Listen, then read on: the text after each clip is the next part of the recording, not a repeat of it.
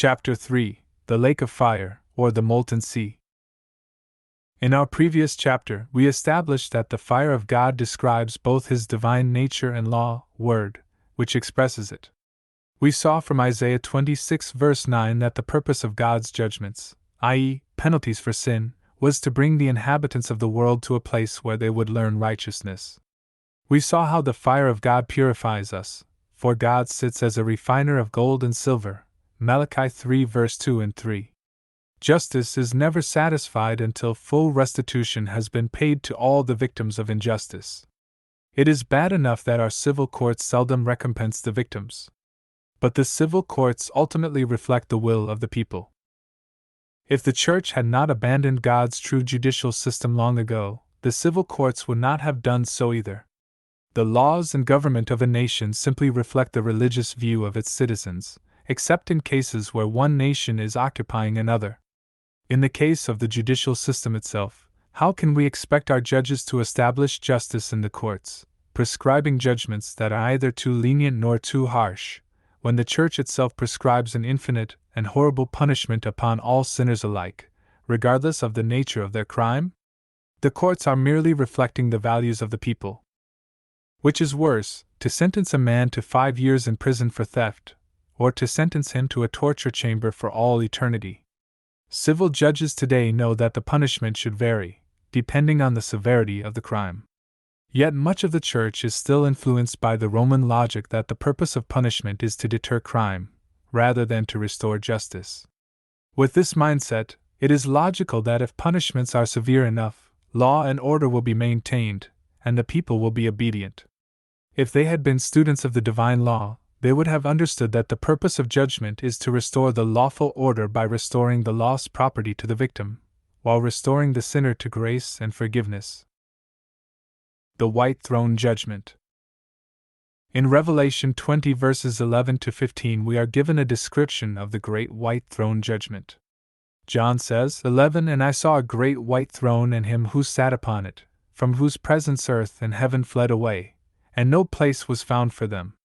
12 And I saw the dead, the great and the small, standing before the throne, and books were opened, and another book was opened, which is the book of life, and the dead were judged from the things which were written in the books, according to their deeds.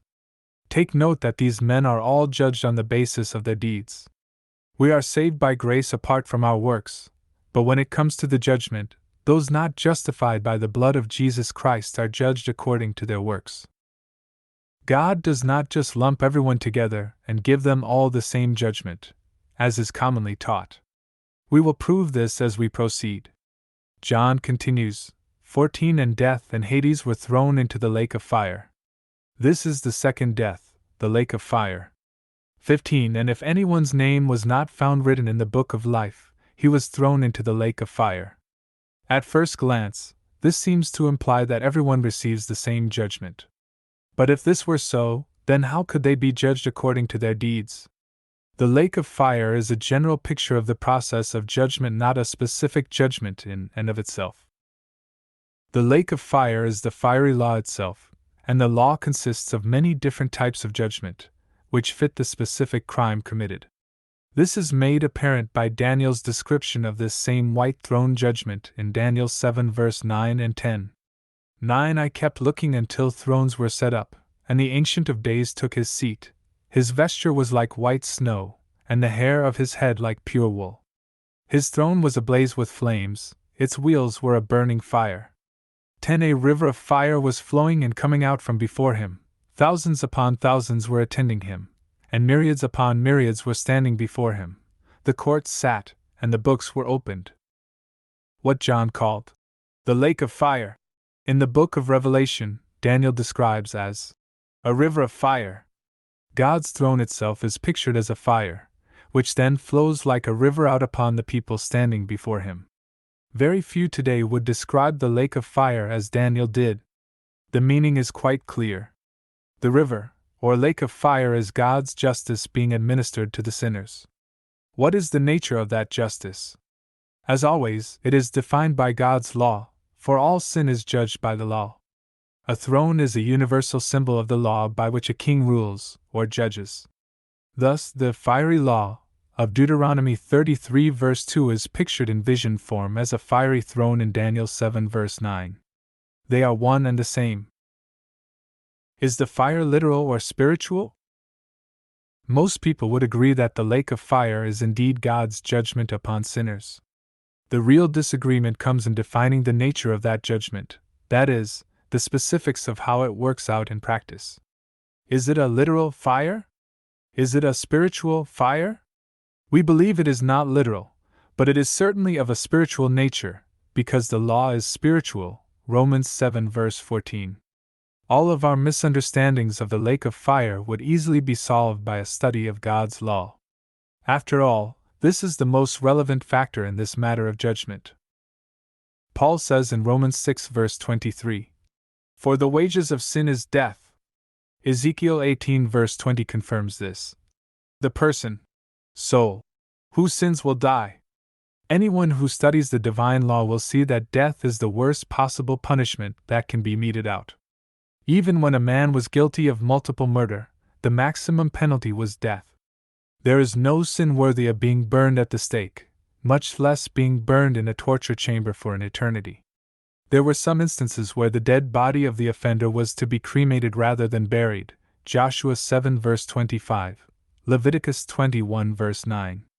This was the most dishonorable way to die in Scripture.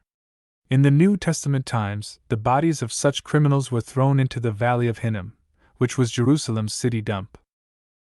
It constantly burned, as even modern dumps do. In the Greek, this valley was called Gehenna, and Jesus used it as a warning in Mark 9 verses 42 to 50. 47 And if your eye causes you to stumble, cast it out. It is better for you to enter the kingdom of God with one eye, than having two eyes, to be cast into hell, Gehenna. 48 Where their worm does not die, and the fire is not quenched. Take note that the worms here are not immortal or fireproof. The city dump constantly burned, and in the places where no flame had yet reached, there were countless worms, or maggots, to consume the garbage. But there is no record that anyone was ever cast into Gehenna as a means of torture, except in ancient times, when the Canaanites caused their children to die by fire to the god Molech. Jeremiah speaks of this in 32:35. 35 And they built the high places of Baal that are in the valley of Ben Hinnom to cause their sons and their daughters to pass through the fire to Molech, which I had not commanded them, nor had it entered my mind that they should do this abomination, to cause Judah to sin.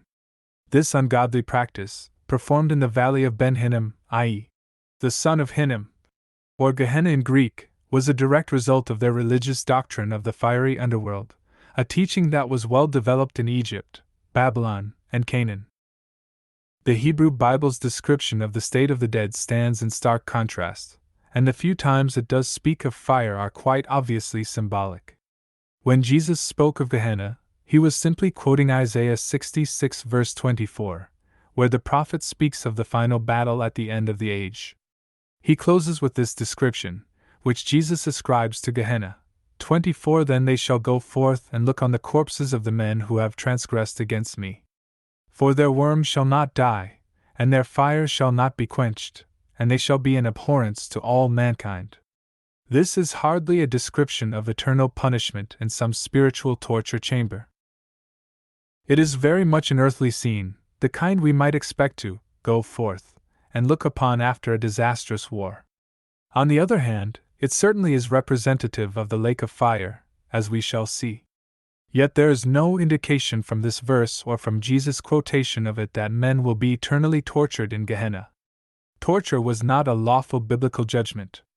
Although some parallel does exist between Gehenna, the city dump, and the lake of fire, the valley of Ben Hinnom, or Gehenna, was nothing like a lake.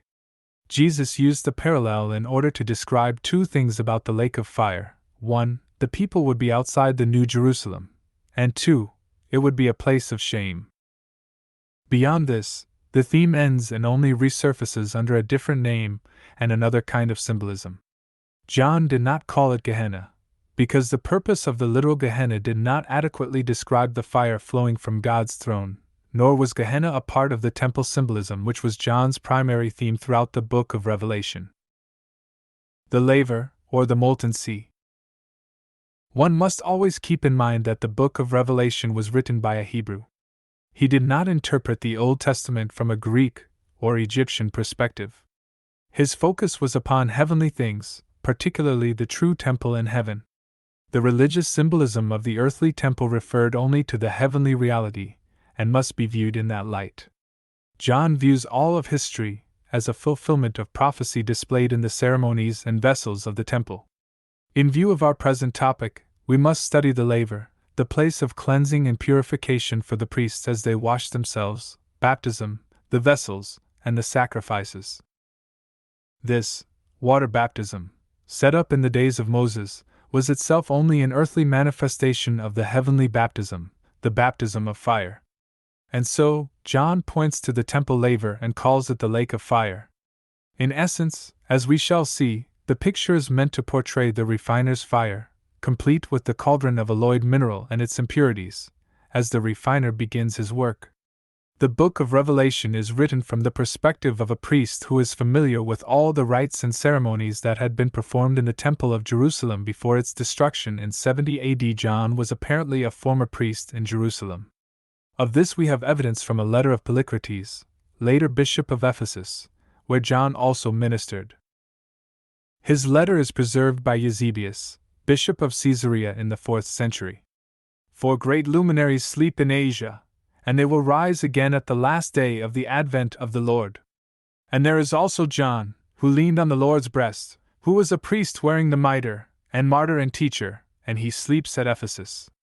Eccle, History 3:31, a footnote explains that the word mitre here is pedalon, which is used in the Septuagint of the high priest's diadem, but what it means here has never been discovered. For some strange reason, Eusebius again quotes Polycrates in Volume 5, ch. 13, where he uses the term breastplate rather than mitre. Whatever the case, it is clear that John wrote from the perspective of a priest and may have been revered as a sort of high priest of the church in Ephesus. Both the tabernacle of Moses and the temple of Solomon used water in their lavers, rather than molten gold. Yet the water was meant to portray molten gold. Gold is the divine nature, and so the laver itself would portray God's refining process.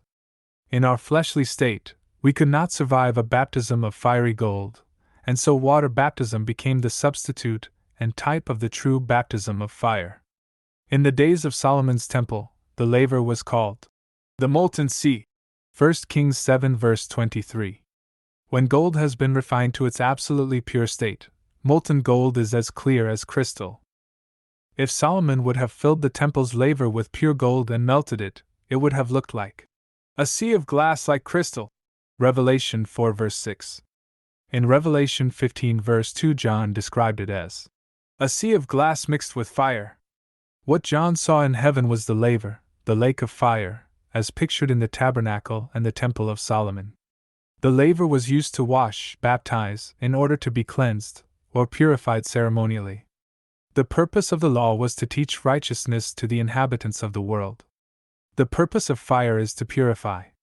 So it does not strain our imagination in the least to consider both the laver and the lake of fire to be for the purpose of divine purification, rather than a place where men are tortured forever. The lake of fire is portrayed in Scripture as the final place where the great refiner sits to purify the hearts of men and prepare them to dwell in the divine presence in fellowship with God. This is the true purpose of the laver. At present only the true priests of God and of Christ, Revelation 20 verse 6, that is, Christians in this present age, have access to that great laver. Even as the Levitical priests of the Old Testament purified themselves daily at the laver, so also are we baptized to signify that God has purified our hearts. In that final age, the lake of fire shall be applied universally to those in need of purification. Fire and brimstone. There are some who argue that the fire must be a literal place of burning and torture, because it is often associated with brimstone. Revelation 21 verse 8 says, 8 But for the cowardly and unbelieving and abominable and murderers and immoral persons and sorcerers and idolaters and all liars, their part will be in the lake that burns with fire and brimstone, which is the second death. Does the brimstone, prove that this is a literal fire that tortures men? Actually, the very opposite is true. Brimstone is sulfur, as any concordance will show. The original Greek word for sulfur, or brimstone, is thion. Its root is theo, which is the same word usually translated God. Note, theology is the study of God. Sulfur, or thion, was considered to be sacred to the ancient Greeks. It was used to consecrate for divine service, to purify, and to cleanse. They used it in religious rites to purify their temples. They would even rub it on their bodies to signify consecration to God. In its verb form, the word thea means to hallow, make divine, or to dedicate to God. And so, to a Greek reader, a lake of fire and brimstone, sulfur, would signify a lake of divine purification or consecration to God. Consequently, in Virgil's classic Roman epic, the Aeneid, 741 to 742, 745 to 747, we read, "Therefore we souls are trained with punishment and pay with suffering for old felonies. Some are hung up helpless to the winds. The stain of sin is cleansed for others of us in the trough of a huge whirlpool, or with fire burned out of us. Each one of us we suffer the afterworld we deserve." This fire and sulfur, taken symbolically by the more educated or by the higher degrees of religion, was only literalized by the uneducated. The priests generally allowed them to be deceived, of course, because they also believed that fear of fire was a good religious motivator. The early Christian church of the first few centuries after Christ knew this. This is shown by their writings. Unfortunately, some also believed in the doctrine of reserve. That is, they would withhold some teachings from the novices until they were mature Christians. They did this specifically with the teaching on the lake of fire, allowing novices to take their words literally, rather than spiritually, so that they would be better motivated to turn to Christ. Exactly how much this contributed to the rise of hellfire teaching is hard to say, but it certainly was a factor.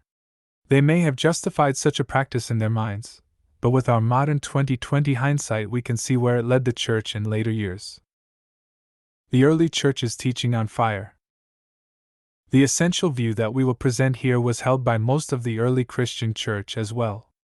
In support of this statement, we shall endeavor to present to the reader a few samples from the most influential of the Christian leaders in the first few centuries.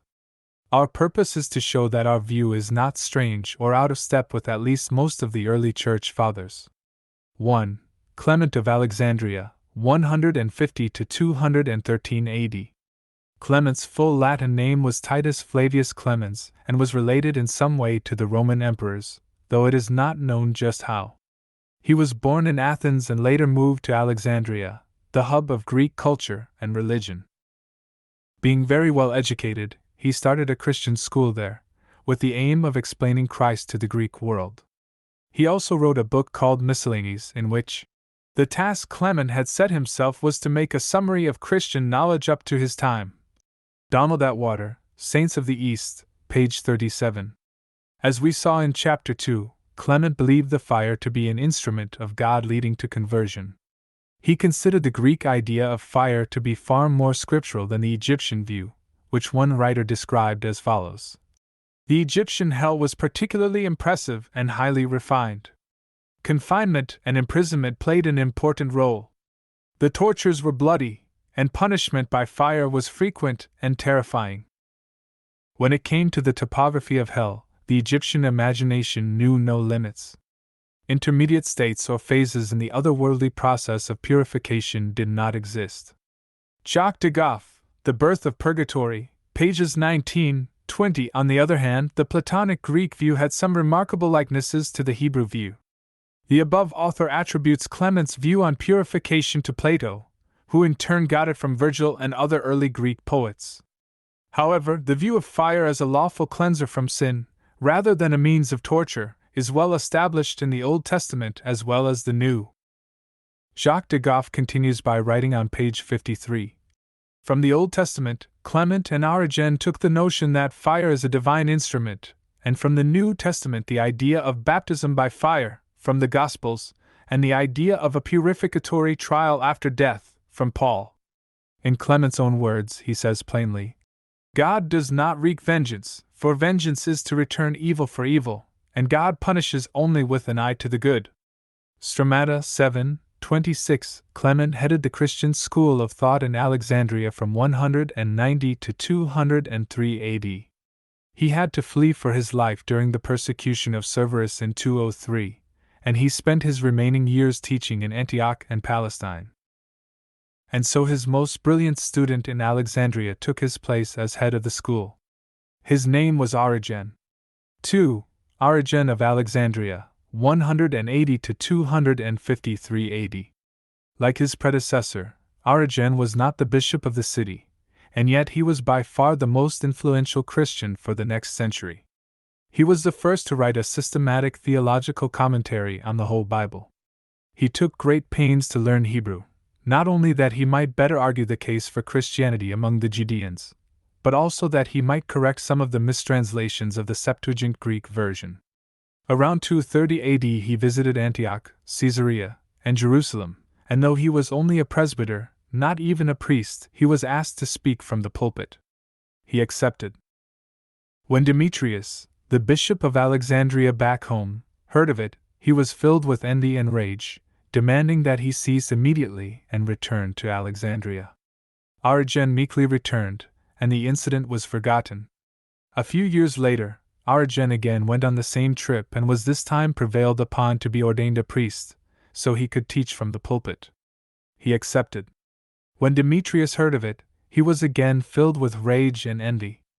Origen was excommunicated from Alexandria on the grounds that he had emasculated himself in his youth and was therefore not allowed to preach from the pulpit. Origen had taken Jesus' words in Matt.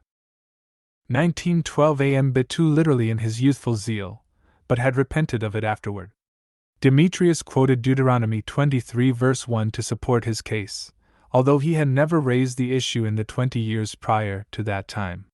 Yet the Bishop of Rome at the time agreed with the verdict, though none of the other Palestinian or Greek churches did.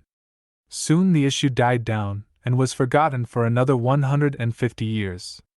And so Origen spent the last 20 years of his life in Palestine, where a wealthy patron hired 6 secretaries to help him write his books.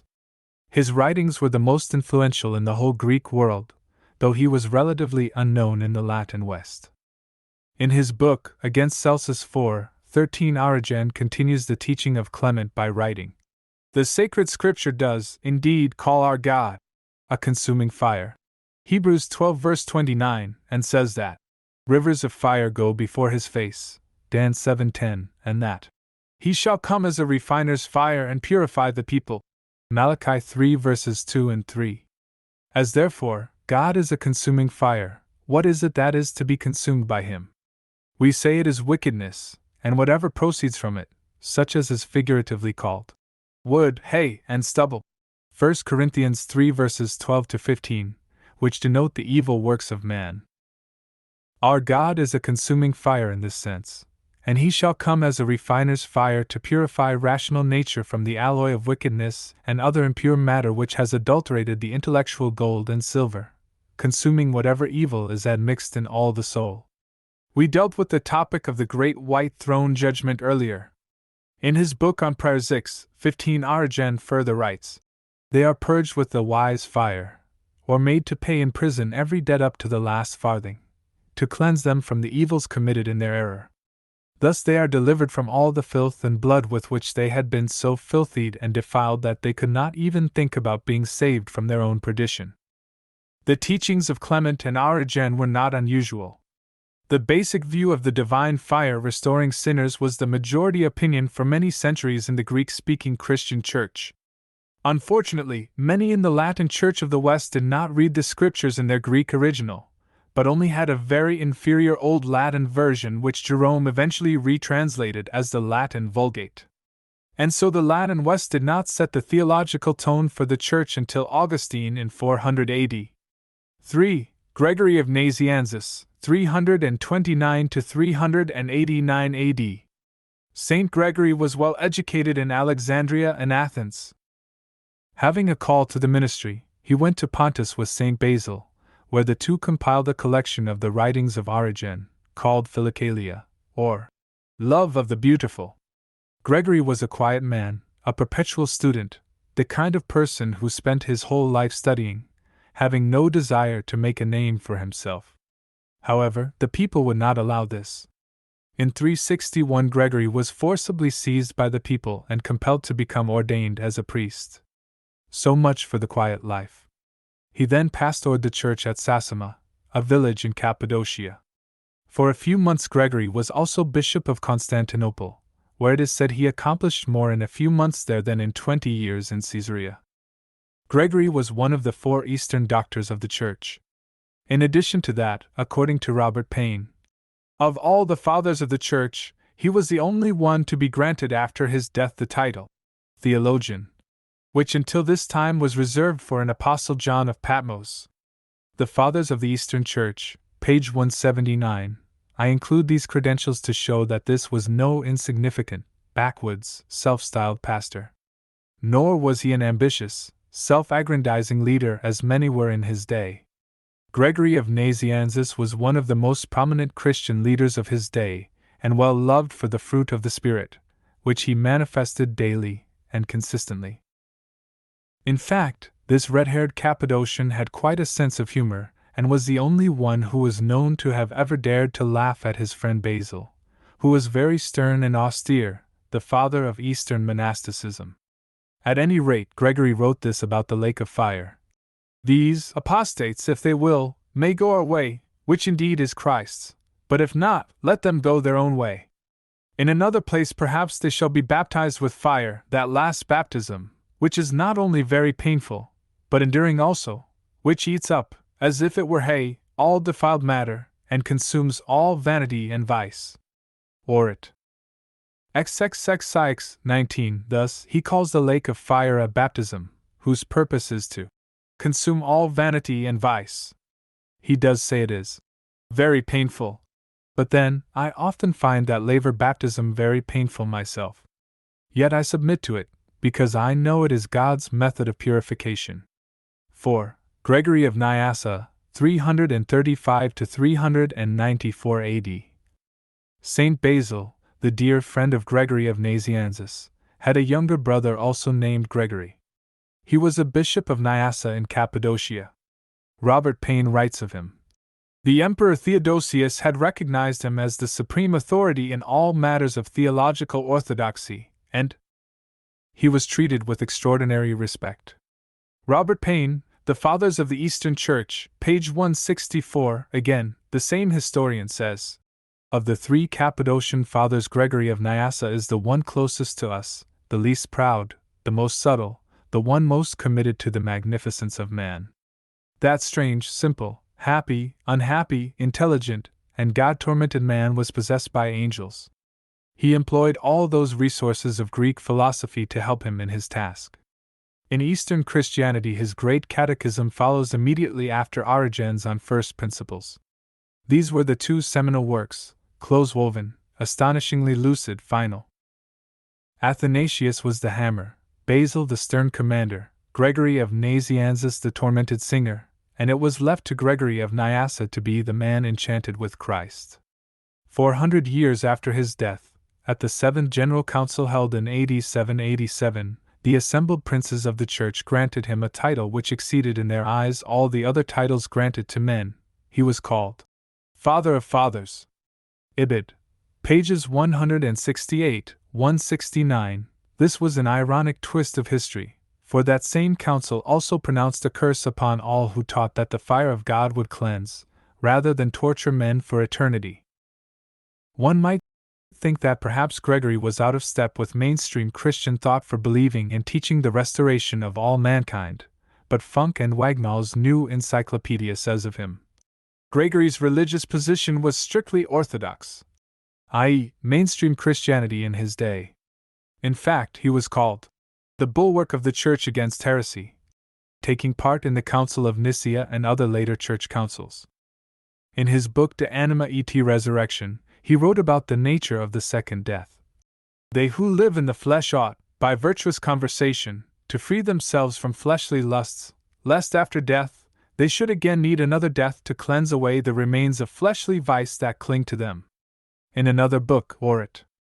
In 1 Corinthians 15 verse 28 he wrote, "When all the alloy of evil that has been mixed up in the things that are, having been separated by the refining action of the cleansing fire, everything that was created by God shall have become such as it was at the beginning, when as yet it had not admitted evil." This is the end of our hope, that nothing shall be left contrary to the good, but that the divine life, penetrating all things, shall absolutely destroy death from among the things that are, sin having been destroyed before him, by means of which, as has been said, death held his dominion over men. These are just a few of the writings of the early church leaders. It is well known by those who have studied early church writings, this was the majority view. In fact, it was practically the only view for the first few centuries after Christ and the apostles. The early church had quite a number of doctrinal disputes, but this issue was not even disputed. In fact, it was taught by all the major theologians of the day in the churches that the Apostle Paul founded. 6 schools of Christian learning. There were 6 Christian theological schools of thought known to have existed in the first few centuries.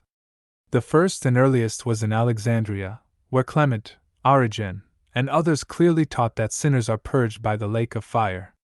The theological school at Caesarea in Palestine was next. The writings of both Origen and Clement were highly esteemed there, and Origen actually lived there during his most productive years. The school of Antioch, which had its feet more firmly planted on the ground, disputed with Origen over his allegorical method of interpretation, but they agreed wholeheartedly with his view on the lake of fire. The same with the school founded at Edessa in the 5th century. It was only the Latin school, based in Carthage, but which included Rome, that taught the doctrine of endless punishment. Augustine, the champion of endless torments, wrote that there were, indeed, very many who do not believe that such things will be, not that they would go counter to divine scripture. And Kyriton, 112, Augustine was the most influential of the Latin Church Fathers. He was a teacher of rhetoric first in Carthage and later in Milan, Italy, where he was converted. He then retired from teaching and moved back to North Africa, where he was soon ordained as a priest and later as the bishop of the town of Hippo. Before his conversion in 386 AD, Augustine had been of the sect of the Manichees for 9 years. This was to be both an asset and a liability to him in later years. It was an asset in that the Manichees had been fond of quoting Paul's views on predestination, which happened to agree with their Eastern philosophy. Augustine was to become virtually the first Christian bishop, that we know of, since the Apostle Paul, to teach the doctrine of predestination. On the other hand, the Manichees had also instilled in Augustine the idea that the end of all things, the goal of history, was a final separation of the kingdom of light from the kingdom of darkness. He incorporated this teaching more fully than any before him in his idea that eventually all sinners would be separated from all the righteous, and that they would eternally exist in that sinful state. Most of the church before him, particularly in the East, had taught that one day evil and darkness would cease to exist, that God may be all in all. 1 Corinthians 15 verse 28. We shall explain this more fully in our next chapters. Augustine's rigorous views stated that God had predestined a few for salvation, but for most to be tormented eternally. His view of predestination was later toned down by the Roman Church, in order to accommodate fully the view of eternal torment without portraying God to be overly unjust. These are topics that we will deal with fully in a later chapter as well. The Manichaean sect was founded around 240 AD by a Persian named Mani. It was a cross between Persian, dualism, Buddhism, and Christianity. From Persia they adopted the idea that good and evil were both eternal forces, or kingdoms. They were said to be of equal strength, although each would ebb and flow at various times. At present the light and darkness were mixed, and the goal of history was to separate them by a wall. Yet evil would always exist, they said, because it was eternal and therefore just as powerful as good.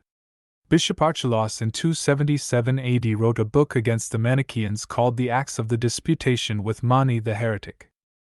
He argued against Manichaeanism, and thus also against Augustine, by proving that one day all evil including death itself would cease to exist. 1 Corinthians 15 verses 25 and 26. Titus, Bishop of Bostra, also wrote a book around 364 AD entitled Against Manichaeans, where he said, "The punishments of God are holy, as they are remedial and salutary in their effect upon transgressors, for they are inflicted, not to preserve them in their wickedness, but to make them cease from their sins. The abyss is indeed the place of punishment, but it is not endless. The anguish of their sufferings compels them to break off from their sins." Augustine's theological opponents all argued against his views on the grounds that he had gotten his theology from the Manichaeans. Some of these charges are true, others are not.